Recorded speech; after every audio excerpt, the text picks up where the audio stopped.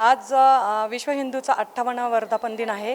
त्यानिमित्ताने आम्ही महिलांसाठी मंगळागौर आणि सत्यनारायण पूजेचं आयोजन केलं आहे। तर साधारण 150 महिलांना आम्ही इन्व्हिटेशन दिलेलं आहे, तर त्याच्यातल्या 125 ते 150 राहतील उपस्थित। आपल्यासोबत विश्व हिंदू परिषदेचे मंत्री पांडुरंग रोडे सर आहेत। आपण त्यांच्याशी संवाद साधूयात। सर, काय सांगाल, आजच्या कार्यक्रमाला प्रमुख पाहुणे म्हणून कोण कोण उपस्थित राहणार आहेत? आज विश्व हिंदू परिषदेचा 58वा वर्धापन दिन हडपसर भागातील ह्या मगरपट्टा प्रखंडात साजरा होत आहे। ह्या कार्यक्रमात आपण सत्यनारायणाची महापूजा आणि दुर्गावाहिनी व मातृशक्तीचा मंगळागौरीचा कार्यक्रम आयोजित केला आहे। ह्या कार्यक्रमाला वक्ते म्हणून पश्चिम महाराष्ट्र प्रांताचे मंत्री श्री संजयजी मुरदाळे सर उपस्थित राहणार आहेत। विभाग सहमंत्री श्री सुरजजी घाडगे, मातृशक्तीच्या सर्व कार्यकर्त्या, दुर्गावाहिनीच्या सगळ्या दुर्गा आणि जिल्हा समिती आणि हडपसर भागातील सगळ्या प्रखंड समित्या ह्या कार्यक्रमाला उपस्थित राहणार आहेत। धन्यवाद सर। देश की रक्षा धर्म हमारा, देश की सेवा कर्म हमारा, गूंज उठेगा जल थल अंबर, जग में गौरवगान, भारत वर्ष महान, भारत वर्ष महान,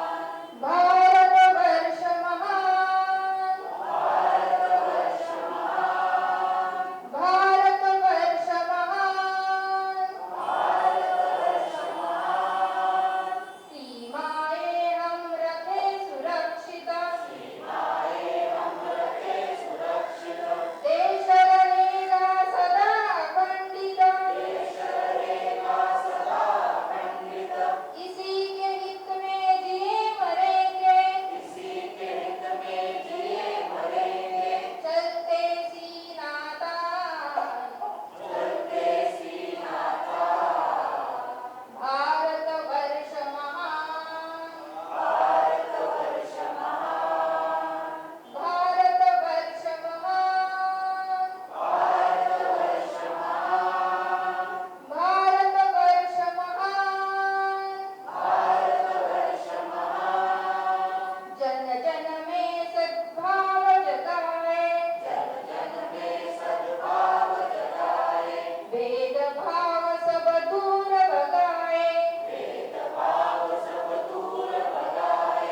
एक देश है एक संस्कृति,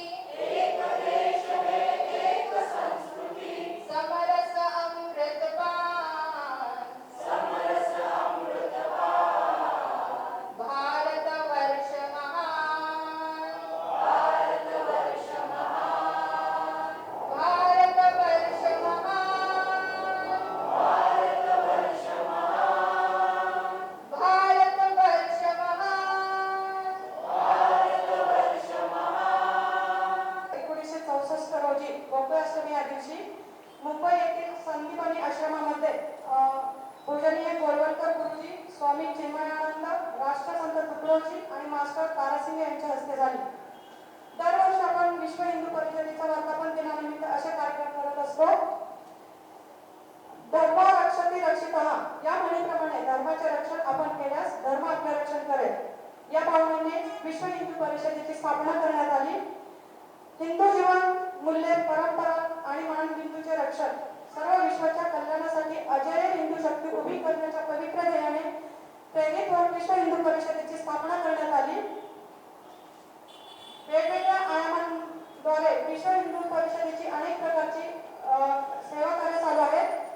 विश्व हिंदू परिषदेचे जे आयाम आहेत त्यामध्ये बजरंग दल, मातृशक्ती, दुर्गावाहिनी, धर्मप्रसार, गोरक्षा, पर्यावरण रक्षा यातील दुर्गावाहिनी आणि मातृशक्ती या विश्व हिंदू परिषदेच्या महिला शाखा आहेत। याची स्थापना 1991 मध्ये साध्वी ऋतुंबरा यांच्या हस्ते करण्यात आली। आपल्या हडपसर भागामध्ये विश्व हिंदू परिषदेचे 7 प्रखंड आहेत। यापैकी मगरपट्टा हा एक प्रखंड आहे। आजचा कार्यक्रम हा मगरपट्टा प्रखंडातच आहे। अन्य प्रखंड म्हणजे हडपसर प्रखंड, माळवाडी प्रखंड, छत्रपती संभाजी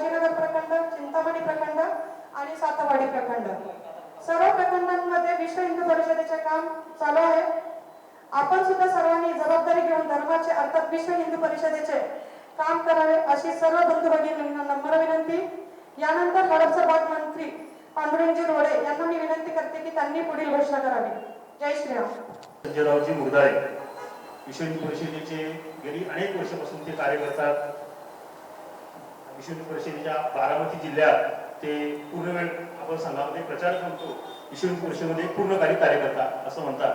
असे पूर्णवेळ होते. प्रांताच्या वेगवेगळ्या जबाबदाऱ्या त्यांनी सांभाळलेल्या आहेत. गेली अनेक वर्ष ते विश्व हिंदू परिषद पश्चिम महाराष्ट्राचे सहमंत्री होते. मागच्या वर्षापासून ते विश्व हिंदू परिषदेचे पश्चिम महाराष्ट्र प्रांत मंत्री असं त्यांच्याकडे दायित्व आहे. सर शिक्षक असून पेशाने आपल्या पुण्यामध्ये भावे स्कूलमध्ये ते नोकरी करतात. आज आपल्याला ते विश्व हिंदू परिषदेची माहिती, कार्य आणि मार्गदर्शन आपल्याला करते. एका प्रखंडाचा एवढा मोठा कार्यक्रम मी पहिल्यांदा पाहतो आहे. या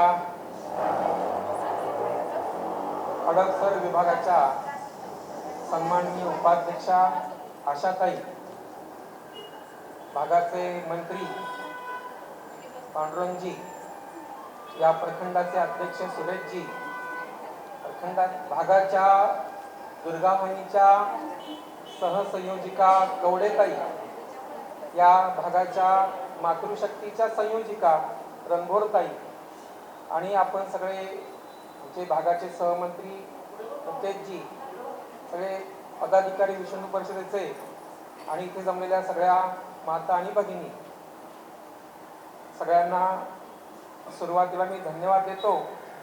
विश्व हिंदू परिषदेचं नाव ऐकलंय असे किती आहे? हातवर करावं. विश्व हिंदू परिषद माहिती आहे मला, नाव ऐकलं नाही असे कोण कोण इथे? कोणी नाही. पहिल्यांदाच कार्यक्रमात आले असं कोण कोण आहे? आज मी काय शाळा नाही, मी जरी शिक्षक असलो तरी तुम्ही काळजी करू नका. हा आजच आला. छान. मी 2 प्रश्न विचारले. विश्व हिंदू परिषदेची माहिती आहे, नाव ऐकले असे किती? तर कोणी हात नाही वर केला. पहिल्यांदा आले असं म्हणून 4 जणांनी हात वर केला, म्हणजे याचा अर्थ बाकीच्यांना माहिती आहे. ठीक आहे, चला. ताईंनी विश्व हिंदू परिषद 58 वर्षांपूर्वी स्थापन झाली हे सांगितलं. 3 उद्देश पण सांगितले की जगभरातल्या सगळ्या हिंदूंना एकत्र करणं, त्यांच्यामध्ये समरसता निर्माण करणं, भेदभाव संपवणं, उच्च नीचता संपवणं, जातीभेद संपवणं, सगळ्या धर्माचार्यांना, पंथांना, उपपंथांच्या प्रमुखांना एकत्र आणणं, आणि जगातले जेवढे म्हणून ज्या ज्या देशांमध्ये हिंदू आहेत त्यांच्यामध्ये आपल्या धार्मिक भावना जागृत करून त्यांचं सुदृढ असं संघटन करणं, असा आता यांनी परिषदेचे उद्देश सांगितले. पण विश्व हिंदू परिषदेची स्थापना काय झाली असं त्यांच्या मनामध्ये, पण आपल्याही मनामध्ये प्रश्न येतो की म्हणजे आपला धर्म तर सनातन आहे, कुणी निर्माण केला, कधी निर्माण झाला, कधी आतापर्यंत अखंडपणे चालला, त्याला काय कोणी एक आपला कोणी एक देव नाही किंवा एक आपला ग्रंथ नाही. अनेक पंथ, अनेक विचारधारा, अनेक उपासना पद्धती, अनेक व्रत वैकल्य, खूप प्रकार आपल्या धर्मामध्ये आहेत. प्रचंड विविधता आहे, वैविध्य आहे. अशा धर्माचा विचार करणारी एखादी संघटना असावी असं काहींना वाटलं. पण त्याच्यासाठी काहीतरी घडलं पाहिजे. आपला देश स्वतंत्र झाला, हल्लीच्या 10वीच्या मुलांना विचारलं तारीख सांगा तर लवकर आठवत नाही. 15 ऑगस्ट या दिवशी 1947 साली ते स्वतंत्र झाला. देशाची फाळणी झाली. आणि फाळणी कशाच्या आधारावर झाली? फाळणी आपली देशाची धर्माच्या आधारावर झाली. बरोबर आहे का नाही? ते इस्लाम धर्मीय या देशामध्ये होते, त्यांनी मागणी केली, बाबा आम्ही तुमच्याबरोबर काय राहू शकत नाही, तुमची आचार पद्धती वेगळी, विचार वेगळे, तुम्ही मूर्ती पूजा करणारे, अनेक देवतांना मानणारे, तुमच्याबरोबर आमचं पटणार नाही, आणि म्हणून आम्हाला वेगळा देश हवा.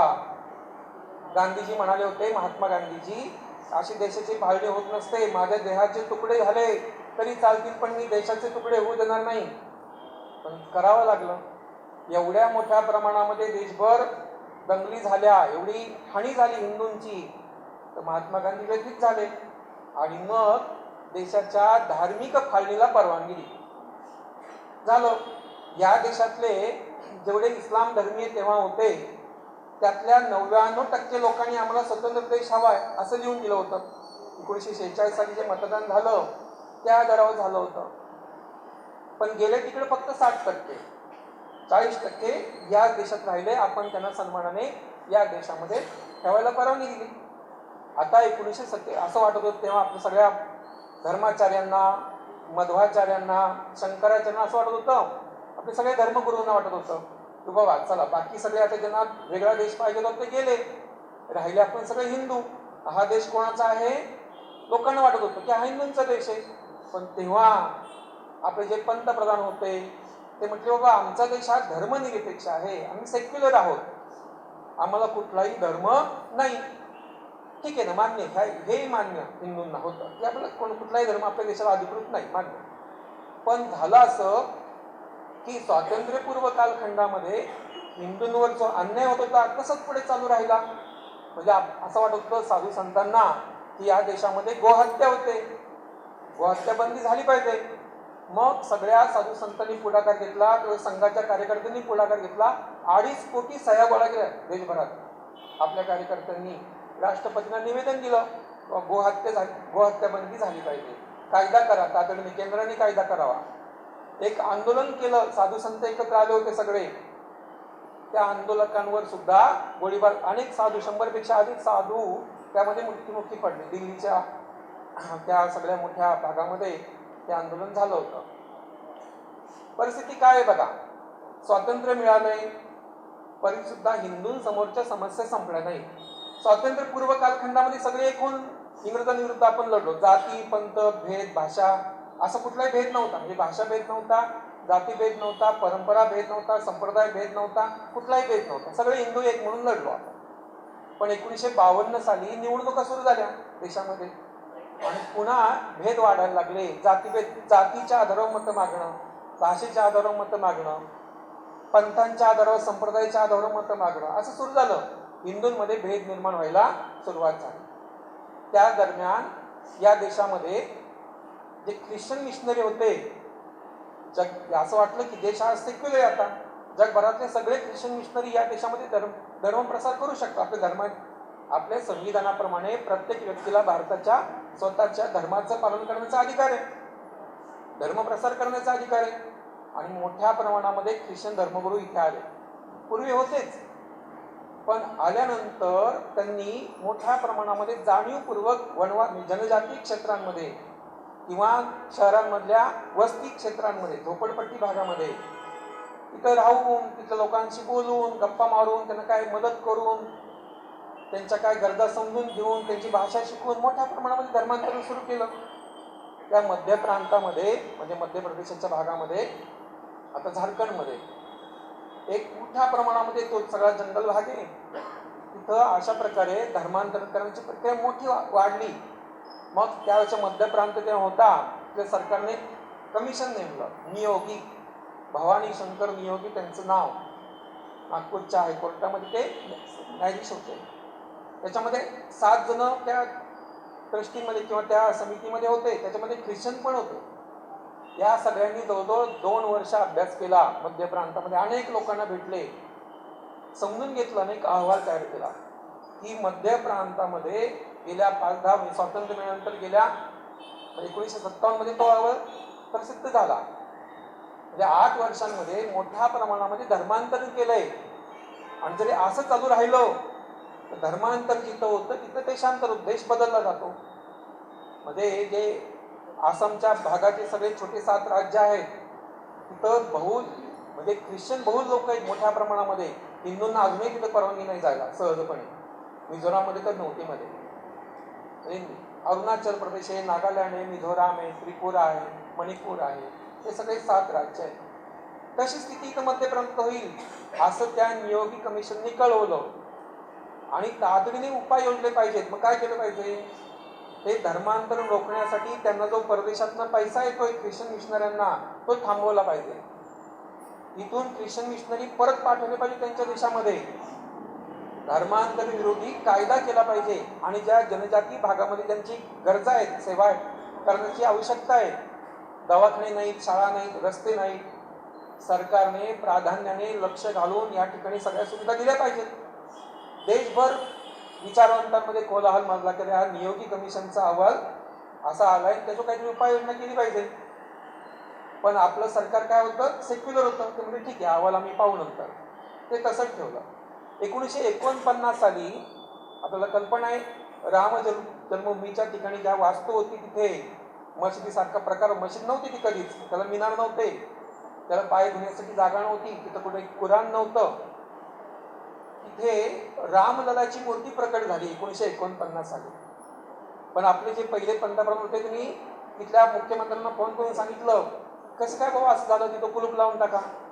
आणि 49 साली तिथं त्या मंदिराला, त्या एका अर्थाने काय वास्तूला कुलूप लावलं गेलं.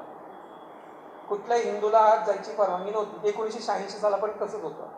विश्व हिंदू परिषदेने प्रयत्न केला, पहिलं आंदोलन केलं, ते कुलूप उघडलं. ही सगळी परिस्थिती 50 ते 60च्या दरम्यान सगळी स्थिती होती. अशा स्थितीमध्ये जगभरातले जे हिंदू होते, जवळजवळ आता 84 ते 85 देशांमध्ये हिंदू राहतात. स्वतःला हिंदू म्हणून घेणारे लोक राहत आहेत जगभरामध्ये. बरेचसे हे प्रामुख्याने कधी गेलेले लोक आहेत. आपल्या देशामध्ये तर खरं तर समुद्रबंदीचा, समुद्र उल्लंघन करू नये असं कोणतरी सांगितलं कुठेतरी शास्त्रामध्ये, आपले लोक जात नव्हते. पण इंग्रजांनी, फ्रेंचांनी, डचांनी, पोर्तुगीजांनी भारतात मोठ्या प्रमाणामध्ये मजूर नेले आणि या अनेक देशांमध्ये राहिले. तर या लोकांच्या समस्या होत्या की आम्हाला धार्मिक कार्यक्रम करायला माणूस नाही, आम्हाला जर लग्न करायचे, मुंज करायची, काय देव वाढदिवस साजरा करायचा आहे तर कुठे जावं लागतं, चर्चमध्ये जावं लागतं. आमच्या धार्मिक गरजा पूर्ण करण्यासाठी भारताने आम्हाला मदत करावी म्हणून ते कॅरिबियन समुद्राच्या परिसरातले जे देश आहेत तिथले काही लोक आले होते, पंतप्रधानांना भेटले. ते म्हटले आमचं ते सेक्युलर आहे, आम्ही नाही मदत करू शकत हिंदू म्हणून तुम्हाला. झाली स्थिती किंवा काहीतरी याच्यासाठी पण जगभरातल्या हिंदूंसाठी पण काहीतरी केलं पाहिजे, हा पण एक प्रश्न होता. त्याशिवाय असं ठरलं की स्वामी चिन्मयानंद नावाचे आपले गीता मिशनचे प्रमुख आहेत. आता मी जे सांगितलं, मुंबईला पवईला सांदीपणी नावाचं साधनालय, तिथं गीता प्रवचन होतात आणि ते चिन्मयानंद ऋषी जगभर गीता प्रवचन करायला फिरायचे. त्यांच्या लक्षामध्ये आलं की अरे जगभरातल्या हिंदूंच्या किती समस्या आहेत. त्यांनी एका त्यांचं तपोवन प्रसाद नावाचं त्रैमासिक निघतं, अजूनही निघतं.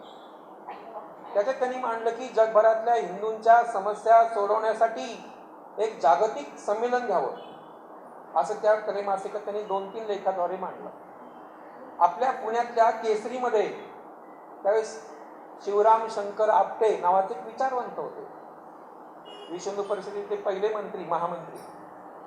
त्यांनी 1963 मध्ये आपल्या पुण्याच्या केसरीमध्ये हिंदूंच्या जागतिक संघटनेची आवश्यकता असे 3 लेख लिहिले.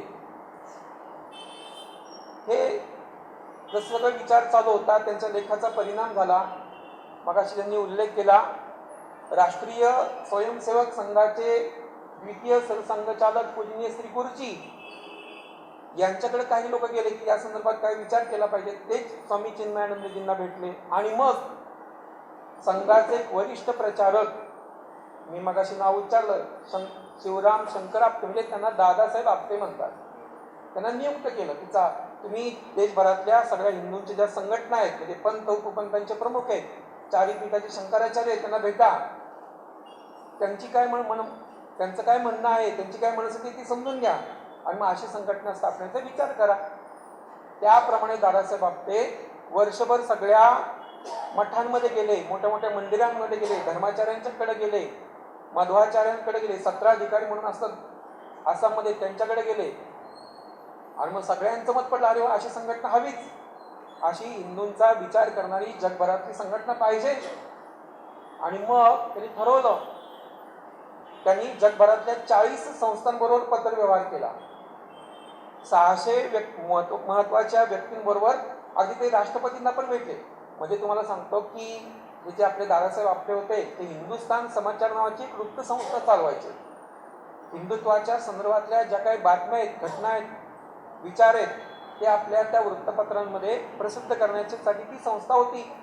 त्याच्यामुळे त्यांचा भारतातल्या सगळ्या राज्यपालांशी, राष्ट्रपतींशी, सगळ्या मंत्र्यांशी संबंध होते चांगले, सगळ्या उद्योगपतींशी. त्याच्यामुळे ते सहजपणे संवाद साधू शकत होते. भेटले, हा विचार मांडला आणि मग ठरवलं की आपण मुंबईला, या पवईला आपण या सांदीपनी साधनालयामध्ये हे सगळे जे महत्त्वाचे प्रमुख आहेत, मग यांनी आता उल्लेख केला, जैन संप्रदायाचे प्रमुख होते सुशील मुनीजी, आपल्या विदर्भातले राष्ट्रसंत आपल्याला माहिती आहेत तुकडोजी महाराज, त्यांना बोलवलं. मास्टर तारासिंग पूर्ण देशभरातल्या शिखांचे प्रमुख होते, अकाल तख्तचे प्रमुख होते ज्ञानी भूपेंद्र सिंह त्यावेळेस. हनुमान प्रसाद पोद्दारजी, जे गीता प्रेस नावाचं आपण पुस्तकं वाचतो गीता प्रेसमधली, त्याचे हनुमान प्रसादजी होते. के.एम. मुन्शी नावाचे एक केंद्रीय मंत्री होते, खाद्य म्हणजे आता खाद्य जेव्हा खाद्य म्हणायचे ते खाद्य मंत्री असे असणारे के.एम. मुन्शी, कन्हैयालाल माणिकलाल मुन्शी असं त्यांचं नाव, मुंबईचे, ते पण त्याच्यामध्ये होते. ते तर सुरुवातीचं जे पहिलं महाराष्ट्राचं गव्हर्नर झालं, म्हणजे मंत्रिमंडळ झालं, त्याच्यामध्ये गृहमंत्री होते ते. तर असे सगळे मंडळी जमले. त्यांनी तारीख सांगितली 29, मी तुमच्या पक्का लक्षात ठेवण्यासाठी मी पुन्हा सांगतोय, 29 ऑगस्टला 1964 साली हे सगळे प्रमुख जमले. 50च्या आसपास सगळी संख्या होती. कन्हैयालाल मुन्शींच्या सौभाग्यवती पण होत्या, लीलाताई मुन्शी म्हणून, त्या पण त्याच्यामध्ये होत्या. विचार विनिमय झाला, 2 दिवस चर्चा झाली काय करायला हवंय. मग आता त्यांनी वाचून आपले उद्देश ठरवले की जगातल्या सगळ्या हिंदूंना एक आणायचं असेल तर काहीतरी सुरुवात केली पाहिजे, कोणतं नाव द्यावं. नाव ठरलं मग आता सांगितल्याप्रमाणे विश्व हिंदू परिषद. नामकरण झालं, काय कार्यक्रम घ्यावे. सुरुवातीला त्याच बैठकीत ठरलं की जगातले जेवढे म्हणून धर्मगुरू आहेत, धर्मपंथ प्रमुख आहेत, म्हणजे धर्माचा अर्थ आपल्याच संप्रदायातले प्रमुख आहेत, या देशामध्ये निर्माण झालेले जे सगळे या देशाला मानणारे, या देशात निर्माण झालेले सगळे उपासना पद्धती, त्यांच्या प्रमुखांना बोलवावं. आणि मग ठरलं की पहिलं संमेलन, जगातल्या सगळ्या हिंदूंच्या प्रमुखांचं संमेलन. सुरुवात होती 1966 साली ठरलं. 22, 23, 24 जानेवारी प्रयागला कुंभमेळा भरला होता त्या कालखंडामध्ये, जानेवारीमध्ये. त्या कुंभमेळ्यामध्ये या सगळ्या साधू संतांना बोलवलं.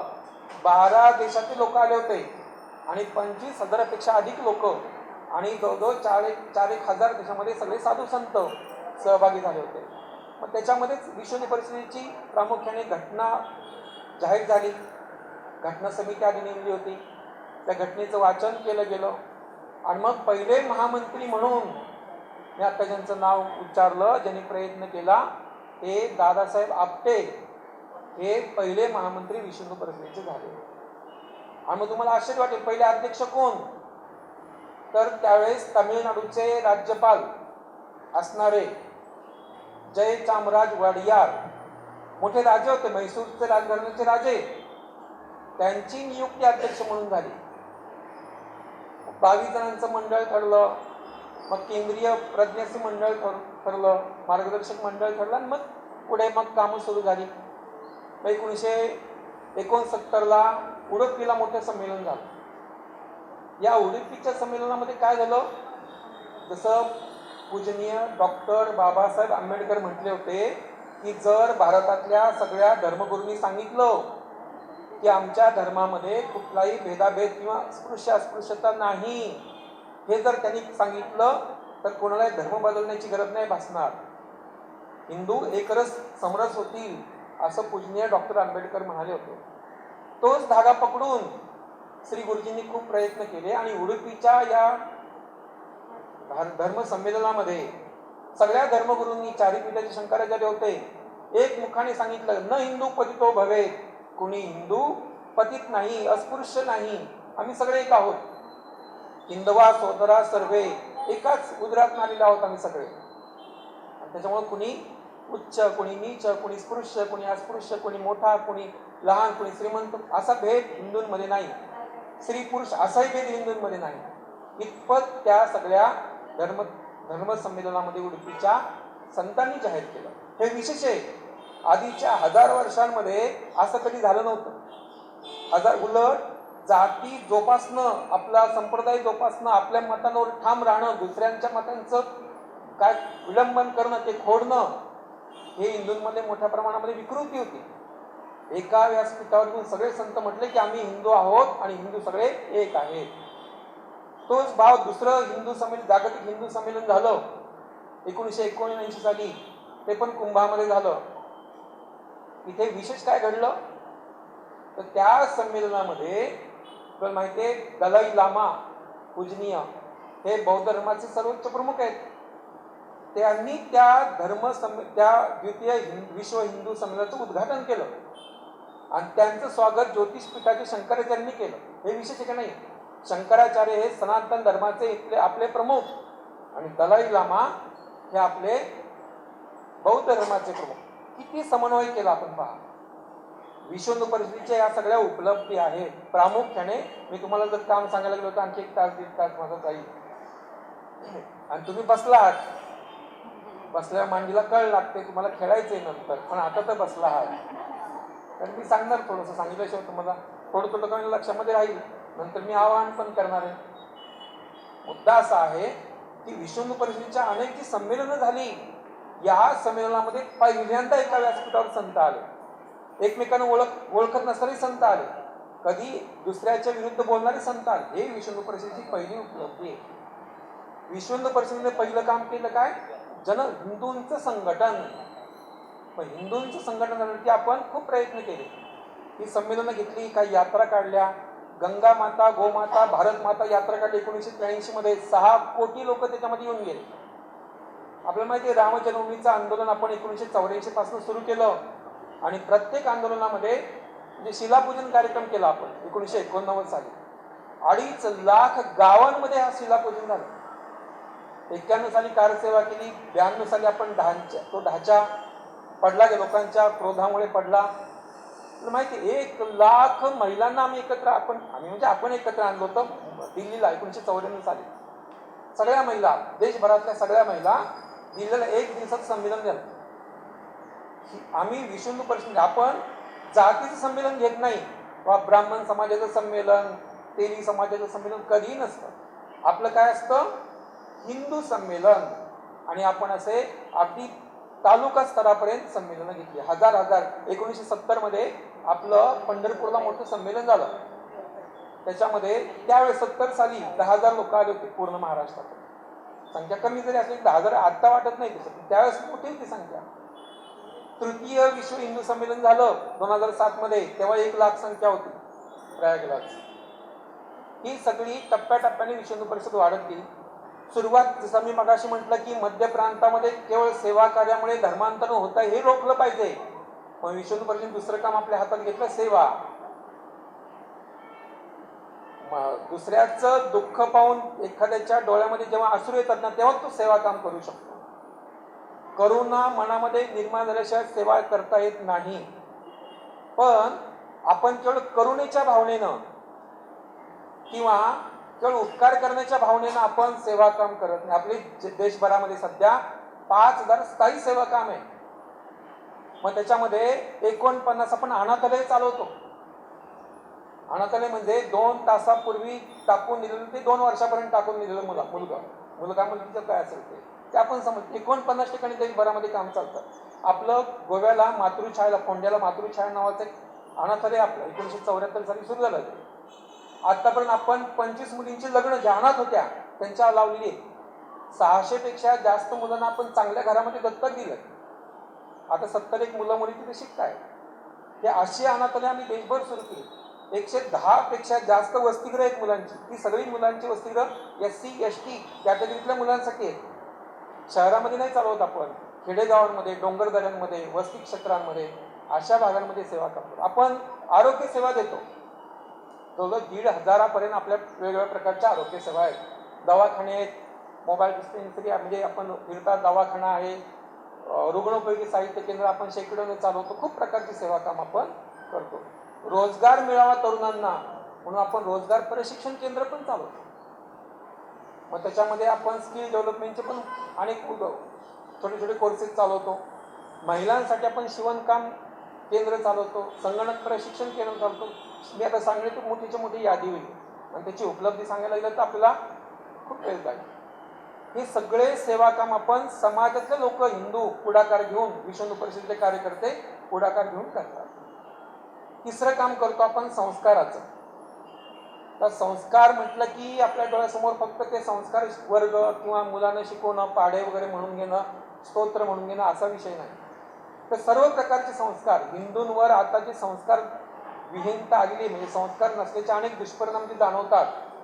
म्हणजे मध्ये मी आमच्या मोठ्या कार्यकर्त्यांबरोबर एखाद्या घरी गेलो होतो. आम्ही इंग्लिश माध्यमामध्ये शिकणं, चांगलं मोठं श्रीमंत घरातलं ते वातावरण होतं. इंग्लिश मिडियममध्ये जाणारी मुलगी होती छोटी. ते आमचे जे कार्यकर्ते होते त्यांच्या खिशामध्ये नेहमी हनुमानाचे चित्र असतं. ते गेलं की लहान मुलांना नाही का, तू आता मारुती स्तोत्र म्हण, हनुमान चालीसा म्हण, असं म्हणतात करतात. तर त्यांनी दिलं त्या मुलीला, बाळा हे घे. ती म्हणती, त्याने विचारलं कोण आहे माहिती का तुला? ते मारुतीचं चित्र होतं. ती म्हणती मंकी हेड पर्सन. तिला माहित नाही की हनुमान हे देव आहेत आपले. ते म्हटले माझ्या बरोबर, ते अरे म्हटले हे आपले देव आहेत. हे म्हटले आमचा देव जीसस गॉड हा आमचा देव. म्हणजे तिला शाळेमध्ये काय शिकवताय? तर प्रामुख्याने आमचा देव हा आहे असं सगळ्या शाळेमध्ये शिकवत नाही, मी असं म्हणणार नाही. पण ज्या म्हणून ख्रिश्चनांच्या शाळा स्वतः चालवल्या जात आहेत तिथे जाणीवपूर्वक शिकवलं जात आहे. आपले हिंदुत्वाचे संस्कार मी नेहमी म्हणत असतो की जे प्रेमाच्या जाळ्यामध्ये फसून अन्य धर्मीय आपल्या हिंदू मुलींना फसवतात, त्याचं मुख्य कारण आमच्या घरामधले हिंदुत्वाचे संस्कार नाही. जर हिंदुत्वाचं अभेद्य कवच त्या मुलीच्या भोवती असेल ना, तर कुठलाही परधर्मातला मनुष्य आमच्या भगिनीला, आमच्या छोट्या मुलीला फसवू शकणार नाही. ते आमचं कमी पडतंय. म्हणून संस्काराची योजना विश्व हिंदू परिषद करते. आम्ही देशभरामध्ये आता आपण 21,000 सत्संग घेतो. सत्संग म्हणजे संस्कारच आहे, संस्कार वर्गच असतो. छोट्या मुलांसाठी सुद्धा आपण असे संस्कार वर्ग सर्व, मग त्या उच्च भ्रू वस्तीमध्ये पण घेतो आणि सेवा वस्तीमध्ये पण घेतो. सगळीकडे आपण सेवा संस्कार वर्ग पण चालवतो. त्याप्रमाणे जसं आपले दुसरं संस्काराचं काम करतो, त्याच्यात आणखी एक भाग चांगला करतो. आपण काय करतो तर प्रामुख्याने धर्माचार्यांना आपण सेवा वस्तीमध्ये घेऊन जातो. आता तामिळनाडूमध्ये 4 महिन्यांपूर्वी 500 पेक्षा अधिक आपण संतांना, जे कीर्तनकार आहेत, प्रवचनकार आहेत, त्यांना आपण बरोबर घेतलं आणि म्हणजे आपल्या भाषेमध्ये झोपडपट्टी एरियामध्ये त्या लोकांना घेऊन तिथे ते गेले, प्रवचन केलं, कीर्तन केलं, त्यांच्या घरामध्ये गेले, जेवले. म्हणजे एक किस्सा तुम्हाला सांगावा असं वाटतं मला. आपल्या काशीला डोम वस्ती, डोम आपल्याला माहिती आहे, डोम राजा. आपण ते किस्सा आहे राजा हरिश्चंद्राची गोष्ट आपण नेहमी ऐकतो, डोम राजा होता वगैरे वगैरे, आहे ना? तुम्हाला आता आठवत नसेल. तर ते डोम अजून वस्ती काशीमध्ये मोठ्या प्रमाणात आहे, दलित वस्ती. तर तिथे मोठं धर्मसंसदेचं अधिवेशन भरणार होतं, म्हणजे भरलंच होतं. पण सगळ्या लोक आली पाहिजेत म्हणून आपण तिथे त्या डोम राजांना आमंत्रण द्यायला आपले लोक गेले. आमंत्रण द्यायला गेले तर त्या डोम घरानंतर तो काय राजा होता, म्हणजे तो काय माणूस होता, ते राजाच, डोमराजच म्हणतात त्यांना अजून. ते म्हटले तसलं काय कोरडा आमंत्रण देता, तुम्ही आमच्या घरी येऊ शकाल का? ते म्हटले हो. म्हणजे आता जे मुख्यमंत्री आहेत त्यांचे गुरु योगी आदित्यनाथ, ते त्यावेळेस प्रमुख होते त्यांच्याबरोबर. ते म्हटले येऊ की तुमच्या घरी? न यायला काय झालं? ठीक आहे म्हटले, जेवायलाच या. ठीक आहे म्हटले, उद्या जेवायला येऊ आम्ही सगळे. आणि ते दिल्ली काशीमधले धर्मसंसदेमध्ये आलेले आपले विश्व हिंदू परिषदेच्या मार्गदर्शक मंडळातले 15-20 धर्माचार्य त्या डोमराजाच्या घरी गेले. बसले सगळे. घरातल्या ज्या माता भगिनी होत्या त्या वाढत होत्या, वाढायला सुरुवात केली. जेवता जेवता एका मातेच्या डोळ्यातनं खूप अश्रू यायला लागले. एका साधूने विचारलं, माताजी आप रो रहे हो, तुम्ही रडता? ती म्हटली हे माझे दुःख, तुम्हाला वाईट वाटते का आम्ही आलोय ते? म्हटली नाही, हे माझे दुःखाचे अश्रू नाही आहेत, हे माझे आनंदाचे अश्रू आहेत. माझ्या 25 पिढ्यांमध्ये कधी कोणीतरी असा साधू माझ्या भगवे वस्त्र घातलेला माझ्या घरामध्ये येईल आणि मी केलेलं अन्न खाईल असं कधी घडलं नाही, घडलं नव्हतं. तुम्ही आलात हे आमच्यावर मोठी कृपा आहे. ते साधू म्हणाले हे आमचं विशेष नाही, आम्हाला विश्व हिंदू परिषदेने एका व्यासपीठावर आणलं आणि त्यांच्या प्रेरणेमुळे आम्ही तुमच्याकडे आलोय. सगळे हिंदू आपण एक आहोत हा भाव आता आमच्यात निर्माण झाला आहे आणि म्हणून आम्ही तुमच्याकडे येऊ शकतो. असे अनेक उदाहरणं संतांची आपल्याला सांगता येईल. पुण्यामध्ये सुद्धा आपण शंकराचार्य होते करवीर पीठाचे, त्यांच्या अनेक सभा पुण्यामध्ये सेवा वस्तींमध्ये घेतलेल्या आहेत. हे संस्काराचं काम विश्व हिंदू परिषद करते. तिसरं आम्ही काम करतो, म्हणजे पहिलं काम संघटना करतो, दुसरं सेवा करतो, तिसरं संस्कार मी मुद्दाम कळावं म्हणून सोप्या भाषेत सांगतो. चौथं आम्ही सुरक्षेचं काम करतो मोठ्या प्रमाणामध्ये. म्हणजे गायीची रक्षा केली पाहिजे यासाठी विश्व हिंदू परिषदेचा गोरक्षा विभाग आहे. संवर्धन आणि पालन या दोन्ही गोष्टी आपण करतो. जसं मग आत्तापर्यंत जवळजवळ या कामामध्ये आपले 10 कार्यकर्त्यांचा मृत्यू झाला. आम्ही सहज सांगतो असं नाही. आम्ही 1000 पेक्षा जास्त कार्यकर्त्यांना केसेस चालू आहे. आतापर्यंत आम्ही 20 लाख गायांचं, आतापर्यंत कत्तलखान्यात जाणाऱ्या ज्या 20 लाख गाया वाचवल्यात आम्ही. 600 पेक्षा जास्त गोशाळा विश्व हिंदू परिषदेच्या प्रेरणेने सुरू झाल्या. आम्ही ते जे पंचगव्य जे सगळे पदार्थ असतात त्यातनं जे निर्मित होते औषधं वगैरे, त्याचा आम्ही त्यासाठी 40 ठिकाणी असे प्रयोग केंद्र सुरू केलेले आहे की पंचगव्यांपासनं औषधी निर्माण होतील, उपयुक्त वस्तू निर्माण. गेल्या वर्षी यांनी चांगलं इथे दिवाळीमध्ये एक केंद्र निर्माण केलं होतं आणि पंचगव्य साहित्य निर्मितीसाठी प्रयत्न केले होते. कवडेताई त्याच्यामध्ये प्रमुख होत्या. गोपाष्टमीच्या कालखंडामध्ये आम्ही देशभर हे विकतो, पण म्हणजे विकतो याचा अर्थ लोकांमध्ये प्रसार करतो. हे जसं आम्ही गौसंरक्षण करतो तसं सगळ्या बाबतीमध्ये हिंदूंचं संरक्षण. म्हणजे बघा, आपल्या देशामध्ये 100 कोटीपेक्षा जास्त हिंदू आहेत. हे 20-22 कोटी इस्लाम धर्मीय आहेत, 6.5 कोटी ख्रिश्चन आहेत. जनरल मी आकडे सांगितले. काय होतं, ज्यावेळेस जसं हिंदूंमध्ये जाती आहेत तशा इस्लाम धर्मामध्ये पण जाती आहेत. शिया सुन्नी भेद आहेत, त्याच्यामध्ये पण सवर्ण आहेत, ओबीसी आहेत. म्हणजे शेख, सय्यद, खान, पठाण ही मंडळी सवर्ण. आणि जे बाकीचे जे न्हावी काम करणारे, बिगारी काम करणारे, हे सगळे ओबीसी. त्यांच्यामध्ये बेटी व्यवहार होत नाही. रोटी व्यवहार होईल, बेटी व्यवहार होत नाही. एकमेकांना आपल्या मुली देत नाहीत. ही विषमता त्यांच्यात पण आहे. ख्रिश्चनामध्ये पण अनेक प्रोटेस्टंट आहेत, कॅथॉलिक आहेत, भेद अनेक आहेत. पण त्यांच्यामध्ये ज्यावेळेस धर्माचा प्रश्न येतो त्यावेळेस पहिल्या कुठलाही इस्लाम धर्माचा प्रश्न येतो, पहिली सगळी प्रतिक्रिया सगळे मिळून देतात.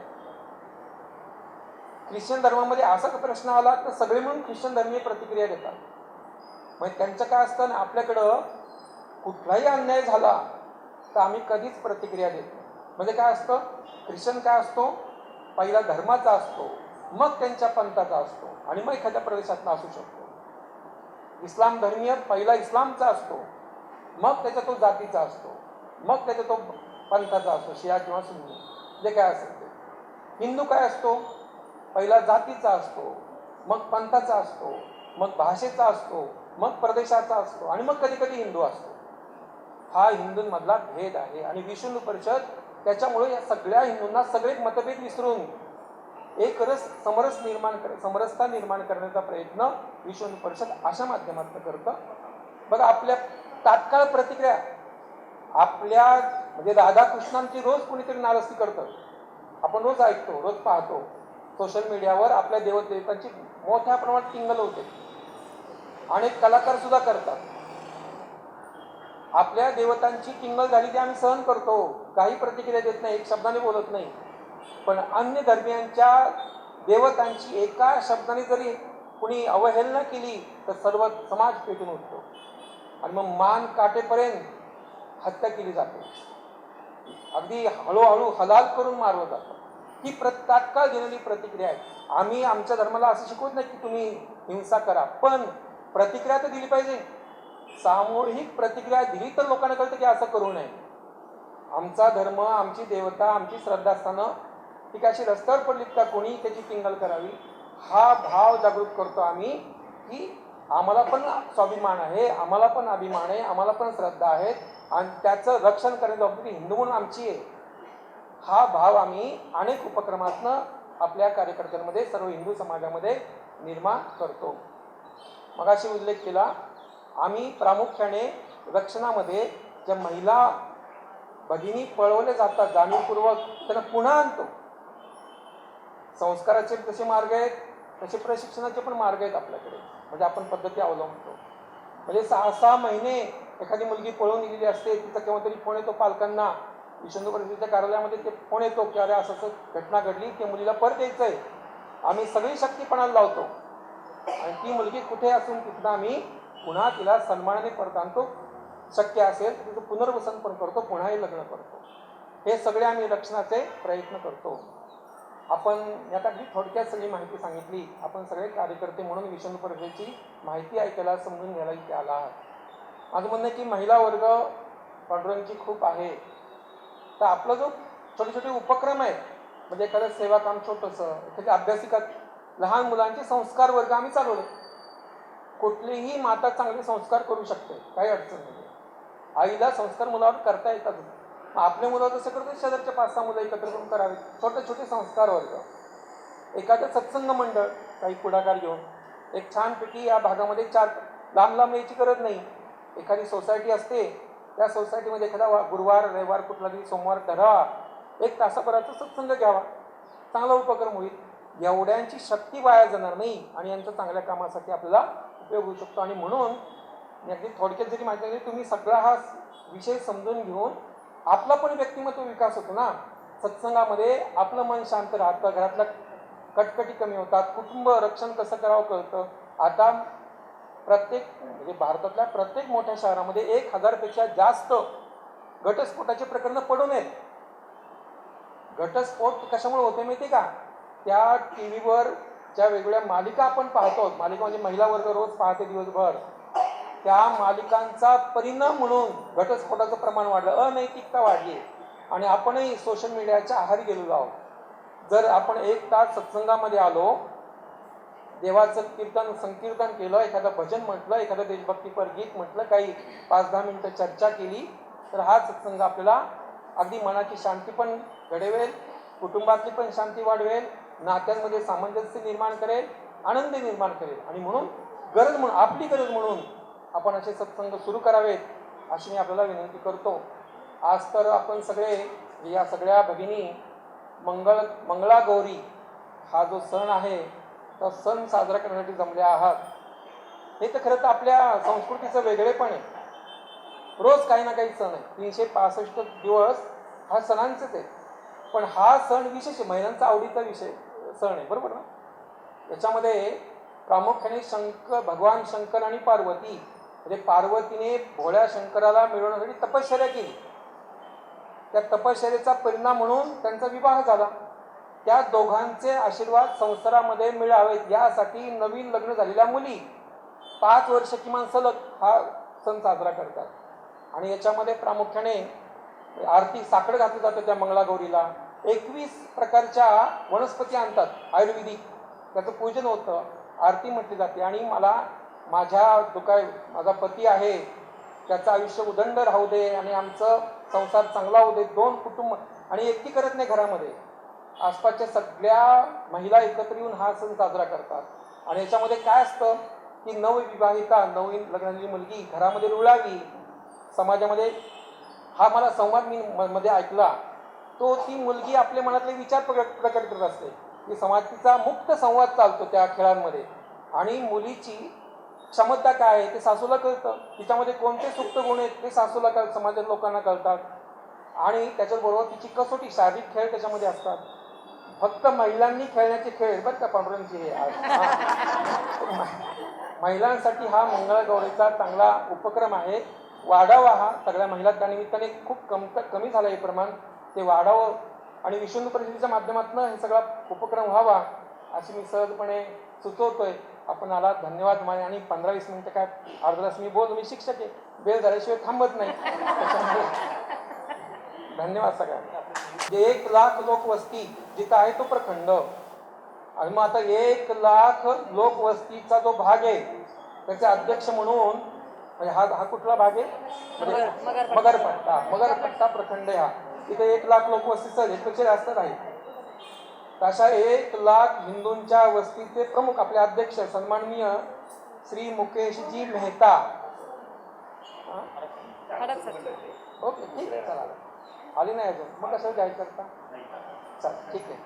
आपण आधी त्यांची नियुक्ती हडपसर प्रखंड म्हणून, मुकेशजी मेहता अजून आले नाही तिथे, पण मुकेशजींची नियुक्ती आपण हडपसर प्रखंडाचे सन्माननीय अध्यक्ष म्हणून करतो आहोत. आपण सगळ्यांनी त्यांना नंतर एकत्रितपणे ओम म्हणून अनुमोदन देऊया. त्यानंतर आता हा मगरपट्टा प्रखंड माननीय श्री विठ्ठलजी पाटील आहेत. पाटील साहेब वा. हा पाटील साहेब आज यजमान होते. पाटील साहेबांचं हो करूया.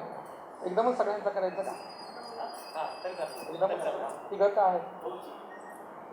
तर माननीय अध्यक्ष तुम्ही इकडे बसा. ते बसते नाही. अध्यक्ष म्हटलं की खुर्चीवर बसा. बसा बसा बसा. तर विठ्ठलजी पाटील यांना आपण हा जो मगरपट्टा प्रखंड आहे याचे सन्माननीय उपाध्यक्ष असं दायित्व आजपासून देतो आहोत. या बैठकीमध्ये या कार्यक्रमामध्ये त्यांनी ते स्वीकारलं आहे आणि स्थानापन्न झाले आहे. तिसरी जी नियुक्ती आहे पुष्पलताताई गायकवाड यांची. वा. गायकवाड ताई सगळ्यांवर बसा बसा बसा ताई. गायकवाड ताईंची दुर्गा वाहिनी नावाची आपली युवतींची संघटना आहे. मग अशी मी सांगितलं की 1984 मध्ये साध्वी ऋतुंबरा देवींनी तिची स्थापना केली. विष्णूचा एक युवतींचा भाग आहे. तर दुर्गा वाहिनीची मगरपट्टाची सहसंयोजिका असं दायित्व आपण ताईंकडे देतो आहोत. ते आता जोमान आजपासून कार्याला सुरुवात करते. त्यानंतर कुमारी सई गणेश कवडे. इथं दुर्गा वाहिनीची मोठी शाखा आहे. 51 मुली आहेत. अरे वा. एवढी छोटी दुर्गा. हरकत नाही. सहाय्यक मुख्य शिक्षिका. वा. कितवीला आहे? अरे नाही अशी नाही. लहान नाही. छत्रपती शिवाजी महाराज 10व्या वर्षात असताना त्यांनी त्या गोहत्या करणाऱ्या कसाईचा हात तोडला होता. त्यामुळे तसं काही वयाचा आणि याचा काही प्रश्न नाही. त्याच्यामुळे तू चांगलं काम करशील.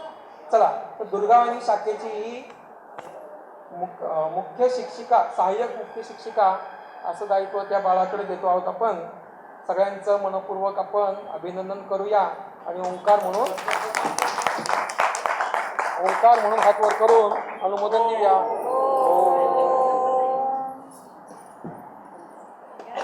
हा सगळ्यांचा सत्कार. जय श्रीराम. यानंतर सौ पुष्पलताताई गायकवाड यांचा सत्कार आपल्या हडपसर भागाच्या मातृशक्ती संयोजिका सौ विजयाताई रणभोर या करतील. जय श्रीराम. त्यानंतर आपल्या दुर्गा कुमारी श्री कवडे तिचा सत्कार आपल्या भागाच्या उपाध्यक्षा सई कवडे भागाच्या उपाध्यक्षा सौ आशाताई कवडे. भारत माता की वंदे.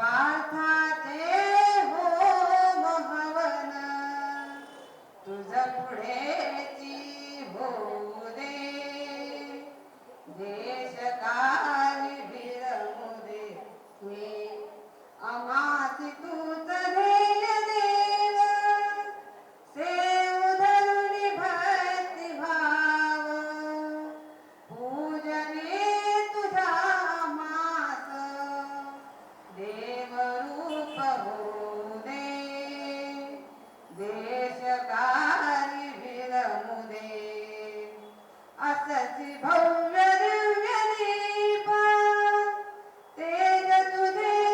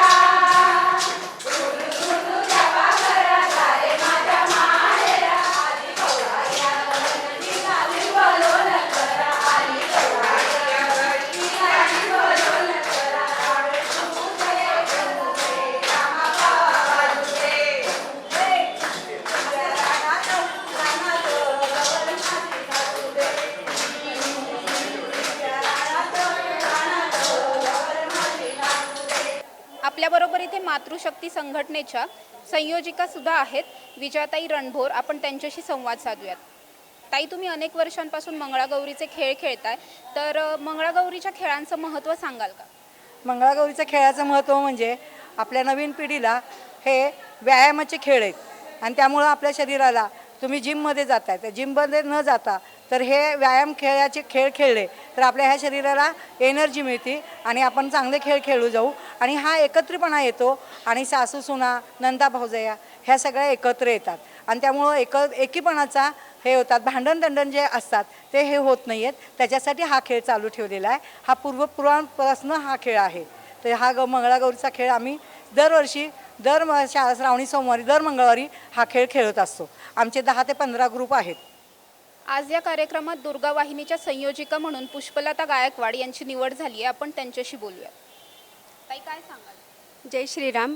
आज माझी मगरपट्टा प्रखंड संयोजिका म्हणून निवड झाली.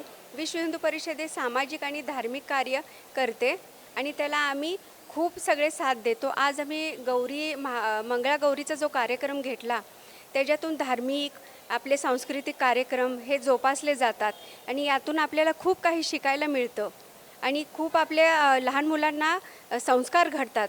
हे विश्व हिंदू परिषदेतून हे मुलांवर खूप चांगले संस्कार पडतात. हे खूप मोठे मोलाचे त्यांना संस्कार आहेत. त्याबद्दल मी ह्या विश्व हिंदू परिषदेचे खूप आभार मानते. जय श्रीराम.